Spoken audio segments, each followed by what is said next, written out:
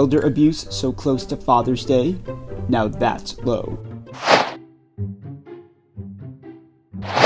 Before we follow along with Detective Smoots, let's start off with the warm-up riddle.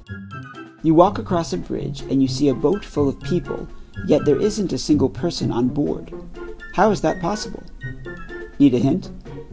One of the words above has two meanings. And the answer is... everyone on board is married. Single can also mean unmarried. And now, back to the Father's Day mystery. Detective Smoots began his search for the scoundrel who kidnapped the old man. With the help of Maria Garcia Puertas, Smoots determined that there were 3 possible suspects. Smoots knew he'd need to find clues that would reveal to him the kidnapper's identity. The detective noticed that there were 5 people who may have seen what happened. Maria Garcia Puertas determined that only 1 of the 5 had their facts straight.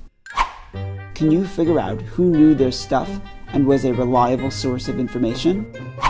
Derek said, "All 6 colors of the rainbow lit up the meadow. I saw the guy clear as day." Janice said, "There's a pot of gold at the end of the rainbow. Maybe that's where the guy went."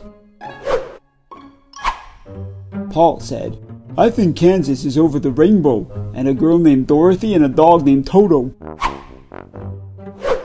Grace said, "The only thing at the end of the rainbow is the letter W." Wallace said, "There was a leprechaun at the end of the rainbow. He'll tell you everything." After the interviews, Smoots determined which one of the 5 people was a good source of information. Smoots explained, "Derek didn't know that rainbows have 7 colors and not 6.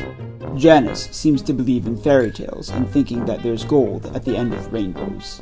Paul seems to be a fan of The Wizard of Oz, but that's just a work of fiction. Wallace has been reading too many fantasy novels. There's no such thing as a leprechaun. Grace is the only one who made a correct statement. W is at the end of the word rainbow." Grace then told Smoots everything she had seen, and that led Smoots to a cave near the ocean. When Smoots arrived at the cave, he saw a bunch of small holes bored into the rock. Near the strange pattern of holes, there was a small note on a rock near the water's edge.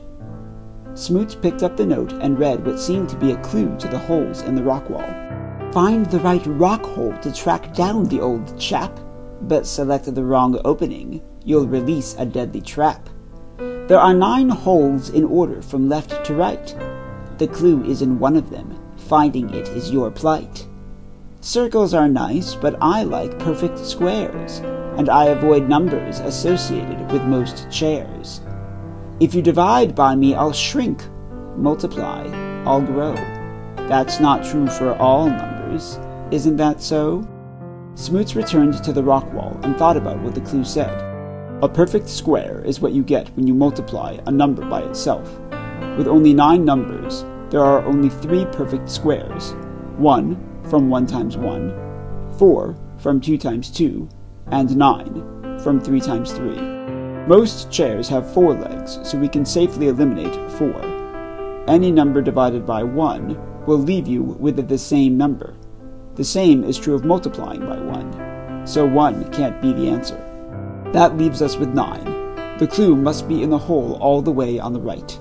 Detective Smoots carefully inserted his finger into the hole on the far right and felt a piece of paper. He removed the paper from the wall, unrolled it, and saw what looked like a piece of a larger puzzle. This is definitely a start, but there must be other clues too. I think I'll need to do some more sleuthing. There are more clues to come in Part 2. If you see a link to Part 2 right here, click it to watch it now. Otherwise, click the subscribe button here and ring the notification bell. That way, as soon as Part 2 is published, you'll be one of the first ones to know. See you next time!